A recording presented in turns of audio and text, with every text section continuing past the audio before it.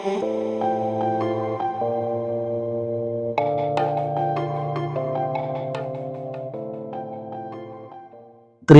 ദൈവത്തിന് മഹത്വം ഉണ്ടായിരിക്കട്ടെ. വീണ്ടും പ്രഭാതത്തിലേക്ക് ഏവർക്കും സ്വാഗതം.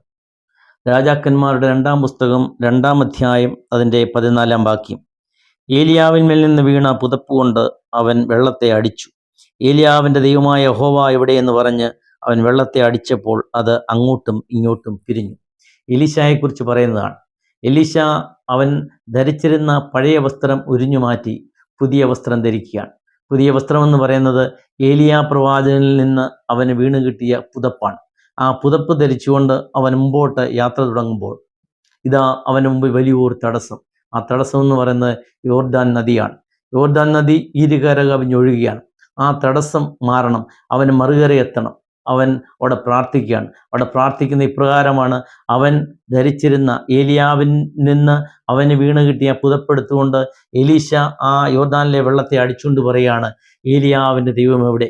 ദൈവമേ, നീ ഇറങ്ങി വരണമേ, എൻ്റെ മുമ്പിൽ നിന്ന് തടസ്സം മാറ്റണമെന്ന് പ്രാർത്ഥിക്കുകയാണ്. അങ്ങനെ പ്രാർത്ഥിച്ചപ്പോൾ ഇതാ ദൈവം ഇറങ്ങി വന്ന് അവന് വഴിയൊരുക്കുകയാണ്. അവൻ്റെ മുമ്പിലുള്ള തടസ്സം മാറ്റി ആ യോർദാനെ 2-ആയി ഭാഗിച്ച് അതിൻ്റെ നടുവിലൂടെ ആ ദൈവം തമ്പുരാൻ ഈ എലീശായിക്ക് ഉണങ്ങിയ നിലമാക്കി മാറ്റുകയാണ്. ഉണങ്ങിയ നിലം ഉണ്ടാക്കി കൊടുത്തിട്ട് ആ ഉണങ്ങിയ നിലത്തിലൂടെ ഈ എലീശ ഇതാ അനായാസം മറുകരയെത്തിയാണ്. പ്രിയമുള്ളവരെ, ഈ ദൈവീയ ശക്തി ധരിക്കുന്നത്, ഏലിയാവ് ഈ ദൈവകൃപ അവന് ലഭിക്കുന്നത് 1-2 ദിവസം കൊണ്ടല്ല, അത്ര അനായാസമായിട്ടല്ല ഈ ദൈവശക്തി ഈ എലീശായിൽ മേൽ വ്യാപരിക്കുന്നത്. അവനൊരു സാധാരണ മനുഷ്യനായി ഗിൽഗാലിൽ നിന്ന് യാത്ര തുടങ്ങിയതാണ്. ഗിൽഗാലിൽ അവൻ ഏലിയാ പ്രവാചകനോട് കൂടിയതാണ്, ഒരു സാധാരണ മനുഷ്യനായി.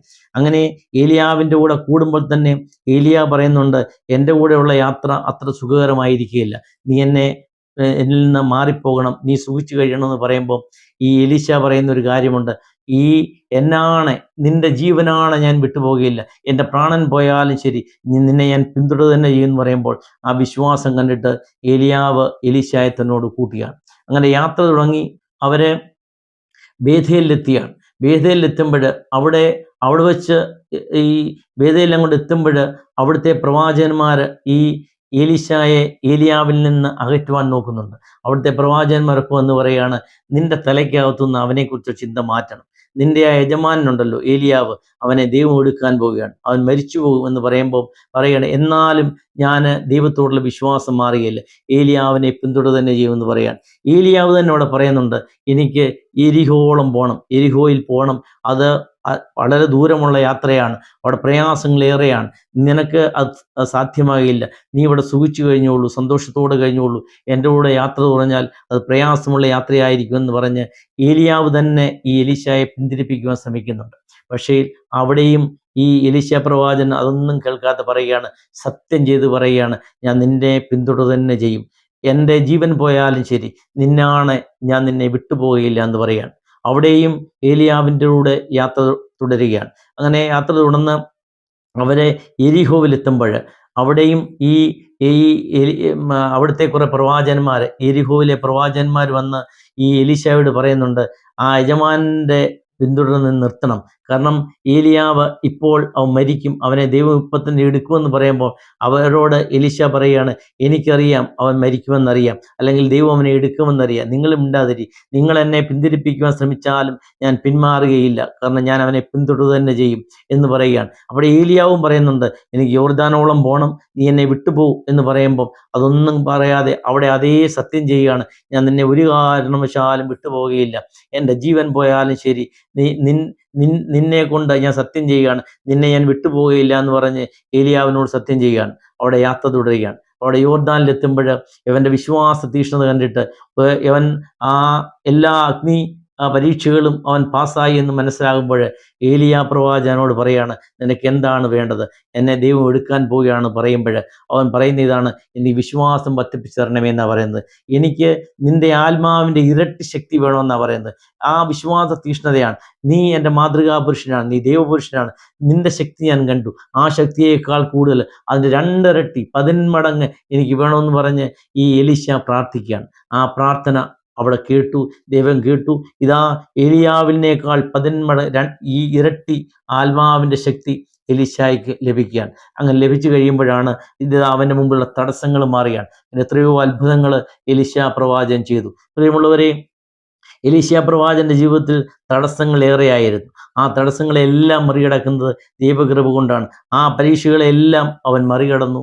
ആ പരീക്ഷകളെല്ലാം അവൻ പാസ്സായി. പ്രിയമുള്ളവരെ, നമ്മുടെയും ആത്മീയ ജീവിതത്തിൽ ഇതുപോലെയുള്ള പ്രയാസങ്ങൾ വരും. ആത്മീയ യാത്രയിൽ ഇതുപോലെയുള്ള 4 പടകുകൾ നമുക്ക് തരണം ചെയ്തതായിട്ടുണ്ട്. അത് ഒന്ന് ഇതാണ് ഗിൽഗാലാണ്, 2 ബേഥേലാണ്, 3 എരിഹോവാണ്, 4 യോർദാനാണ്. ഈ 4 തലങ്ങൾ ഒരു ആത്മീയ ജീവിതത്തിൽ, ആത്മീയ യാത്രയിൽ നമുക്ക് കടക്കേണ്ടതായിട്ടുണ്ട്. ഗിൽഗാൽ എന്ന് പറയുന്നത് കനാന്റെ ബോർഡറാണ്.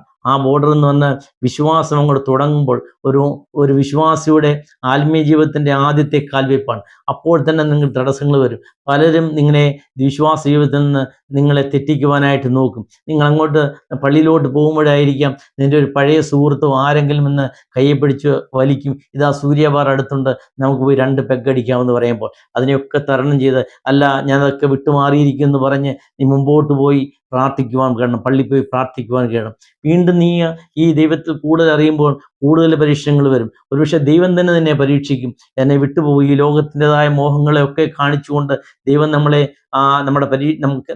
നമ്മളിൽ പരീക്ഷ നടത്തും. ഇവിടെ ഇതാ ലോകത്തിൻ്റെ ആൾക്കാർ തന്നെ ഒന്ന് പറയും, നീ ദൈവത്തെ വിട്ടുപോകും, അതൊക്കെ ഒന്നുമല്ല, ഈ പറയുന്നൊന്നും ശരിയല്ല, ഈ ലോകത്തിൻ്റെ സമാധാനം, ഈ ലോകത്തിൻ്റെ സന്തോഷം എത്ര സന്തോഷമാണെന്ന് പറഞ്ഞ് നിന്നെ പിന്തിരിപ്പിക്കുന്ന അനേകർ കാണും. നീ പിന്മാറരുത്, നീ മുമ്പോട്ട് പോകണം. ആ തടസ്സങ്ങൾ, ആ ബേഥേൽ എന്ന് പറയുന്നത് ഇതാ യാക്കോബ് കണ്ട ദർശനമാണ്. അവിടെ യാക്കോബ് കടന്നുപോയ രാത്രികളുണ്ട്. ഇത് കഷ്ടപ്പാടിൻ്റെ രാത്രികളിൽ കല്ലുകൾ പോലും തലയണയായി വെച്ചുറങ്ങേണ്ട രാത്രിയുണ്ട്. ആ അനുതാപിച്ച് പ്രാർത്ഥിക്കുമ്പോൾ, യാക്കോബ് പ്രാർത്ഥിച്ചപ്പോൾ ദൈവം ഇറങ്ങി വന്ന സ്ഥലമാണ്. സ്വർഗത്തെയും ഭൂമിയെയും തമ്മിൽ ബന്ധിപ്പിക്കുന്ന ഗോവേണി കണ്ട ആ ഗോവേണിയിലൂടെ ദൈവദൂതന്മാർ ഇറങ്ങുകയും കയറുകയും ചെയ്ത നിന്റെ പ്രാർത്ഥനകൾ കൊണ്ട് സ്വർഗത്തേക്ക് പോവുകയും അവിടുത്തെ അനുഗ്രഹങ്ങൾ കൊണ്ട് ഈ യാക്കോബിന് അനുഗ്രഹങ്ങൾ കൊണ്ടുവന്ന സ്ഥലമാണ് ബേഥേൽ. ദൈവം ഇറങ്ങുകയും കയറുകയും ദൈവദൂതന്മാർ ഇറങ്ങുകയും കയറുകയും ചെയ്യുന്ന സ്ഥലമാണ് ബേഥേൽ. ആ ബേഥേലിൻ്റെ അനുഭവം നിനക്കുണ്ടാകും. അവിടെ കഷ്ടപ്പാടുകളും പ്രയാസങ്ങളും ഒക്കെ കാണും. ആ കഷ്ടപ്പാടുകളിൽ തരണം ചെയ്ത് അനുവദിച്ച് പ്രാർത്ഥിക്കുമ്പോൾ നീ ദൈവത്തെ കാണും. ആ കഷ്ടങ്ങളും പ്രയാസങ്ങളും കടന്നു പോകുമ്പോഴായിരിക്കാം എരിഹോവിൻ്റെ വലിയ തടസ്സങ്ങൾ വരുന്നത്. എരിഹോ എന്ന് പറയുന്നത് മതിലുകളുടെ നാടാണ്. ഭയങ്കര തടസ്സമുള്ള ഇതാണ്. അവിടെ നിനക്ക് പ്രയാസങ്ങൾ വരും. കഷ്ടപ്പാടുകളും കടങ്ങളുടെ പ്രയാസങ്ങൾ കാണും, അല്ലെങ്കിൽ കുഞ്ഞുങ്ങളെ പഠിപ്പിക്കുന്നതിൻ്റെ തടസ്സങ്ങൾ കാണും, വിവാഹ ജീവിതത്തിലെ പ്രയാസങ്ങൾ കാണും, ജോലിയില്ലാത്ത തടസ്സങ്ങൾ കാണും, കുഞ്ഞുങ്ങൾക്ക് മക്കളില്ലാത്ത തടസ്സങ്ങൾ കാണും, കുഞ്ഞുങ്ങൾക്ക് വിവാഹപ്രദമായിട്ടും പങ്കാളിയിലേക്കുള്ള തടസ്സങ്ങളാകും. ആ തടസ്സങ്ങളെയൊക്കെ നീ തരണം ചെയ്യുവാൻ കഴിയണം. ഇങ്ങനെ പ്രാർത്ഥിച്ച് ജീവിക്കുമ്പോഴായിരിക്കും മദ്യപിച്ച് അല്ലെങ്കിൽ ഈ ലോകത്തിൻ്റെ സുഖം അനുഭവിച്ചു വരുന്നവരൊക്കെ നിന്നെ കളിയാക്കുന്നുണ്ടായിരിക്കാം. നീ ദൈവത്തിൽ ആശ്രയിച്ചിട്ട് എന്താ കാര്യം, നിന്റെ മുമ്പിൽ എല്ലാം തടസ്സങ്ങളാണല്ലോ എന്ന് പറയുമ്പോൾ അതിനെയൊക്കെ അതിജീവിക്കുവാൻ നമുക്ക് കഴിയണം. വീണ്ടും നീ മുമ്പോട്ട് പോകുമ്പോൾ യോർദാൻ്റെ അനുഭവം വരും. അതൊരു പക്ഷേ വാർദ്ധക്യത്തിലാകുന്ന അനുഭവമായിരിക്കാം, കിഡ്നി പ്രോബ്ലം ഉണ്ടായിരിക്കാം, ക്യാൻസറിൻ്റെ പ്രശ്നം ഉണ്ടായിരിക്കാം, മാറാരോഗങ്ങൾ ഉണ്ടായിരിക്കാം, പല പ്രയാസം, പ്രമേഹത്തിൻ്റെ അസുഖം ഉണ്ടായിരിക്കാം. ഈ പ്രയാസങ്ങളിലൊക്കെ അതൊക്കെ തടസ്സങ്ങളാണ്, യോർദാനാകുന്ന തടസ്സങ്ങളാണ്. ആ തടസ്സങ്ങളെയൊക്കെ മറികടക്കുവാൻ ദൈവകൃപ വേണം. ഏലിയാവിന്മേൽ നിന്ന് ദൈവകൃപയാകുന്ന പുതപ്പ് നിന്റെ മേലുണ്ട്. ദൈവശക്തി എന്നെ വ്യാപരിക്കുമ്പോൾ ആ ദൈവശക്തിയെ മുറുകെ പിടിച്ചുകൊണ്ട് നീ അതിനെ മുമ്പോട്ട് കിടക്കുമ്പോൾ, ആ തടസ്സങ്ങളെയൊക്കെ മറികടക്കുമ്പോൾ ആ ദൈവം ഇറങ്ങി വന്ന് നിന്റെ തടസ്സത്തെ മാറ്റി. യോർദാൻ്റെ മറ്റൊരു പേരാണ് മരണനദി. ആ മരണമാകുന്ന നദി നിന്നിൽ നിന്ന് മാറ്റും. ആ മരണത്തെ കീറി മുറിച്ചുകൊണ്ട് നീ കടന്നു ചെല്ലുന്നത് കനാൻ ദേശത്തിൻ്റെ അനുഭവത്തിലേക്ക്, സ്വർഗീയ കനാന്റെ അനുഭവം. അവിടെ ദൈവത്തോടുകൂടി സന്തോഷത്തോടുകൂടി ആ ഇമ്പമുള്ള പ്രതീക്ഷയുടെ അനുഭവത്തിലേക്ക് നീ കടന്നു പോകും. ആ കടന്നു പോക്ക് എന്ന് പറയുന്നത് ദൈവത്തോടുള്ള വാസമാണ്. ആ വാസത്തിന് വേണ്ടി എല്ലാ അഗ്നിപരീക്ഷണങ്ങളെയും നീ മറികടക്കുവാൻ തക്കവണ്ണം, ആ ദൈവകൃപ നിന്നെ വ്യാപരിക്കുവാൻ തക്കവണ്ണം നമുക്ക് ദൈവത്തോട് പ്രാർത്ഥിക്കാം. എല്ലാ തടസ്സങ്ങളെയും മാറ്റുവാൻ തക്കണം, ദൈവീക കൃപ നിന്നെ ലഭിക്കുവാൻ തക്കവണ്ണം ഈ തടസ്സങ്ങളെല്ലാം നമുക്ക് മറുകര കടന്നുകൊണ്ട് യോർദാൻ നദി കടക്കുവാൻ തക്കവണ്ണം ആ ദൈവീക കൃപ എലീശായെ പോലെ നമുക്ക് പ്രാർത്ഥിക്കാം. ദൈവമേ, ഏലിയാവിനേക്കാൾ 10 മടങ്ങ് നീ തരണമേ എന്ന് പറയുമ്പോൾ, നിന്റെ തടസ്സങ്ങൾ മുമ്പിൽ നിൽക്കുമ്പോൾ ഏലീശായെ കുറിച്ച് പ്രാർത്ഥിക്കുകയാണ്. ദൈവമേ ഇറങ്ങി വരണമേ, ഏലിയാവിൻ്റെ ദൈവമേ നീ ഇറങ്ങി വരണമേ, എൻ്റെ തടസ്സങ്ങളെല്ലാം എൻ്റെ മുന്നിൽ മാക്കണമെന്ന് പ്രാർത്ഥിക്കുമ്പോൾ ആ തടസ്സങ്ങളെല്ലാം മാറ്റുവാൻ തക്കവണ്ണം ഇറങ്ങി വരുന്ന ഒരു ദൈവമുണ്ട്. നിന്റെ തടസ്സങ്ങളെ കീറി മുറിച്ചുകൊണ്ട്, മരണത്തെ കീറി മുറിച്ചുകൊണ്ട് ഇമ്പമുള്ള പ്രതീക്ഷയിൽ നിത്യജീവന്റെ അനുഭവത്തിലേക്ക് കടക്കുവാൻ തക്കവണ്ണം നമ്മെ തന്നെ നമുക്ക് ഒരുക്കാം. അതിന് ദൈവത്തിൻ്റെ പരിശുദ്ധ സഹായിക്കട്ടെ എന്ന് പ്രാർത്ഥിക്കുന്നു.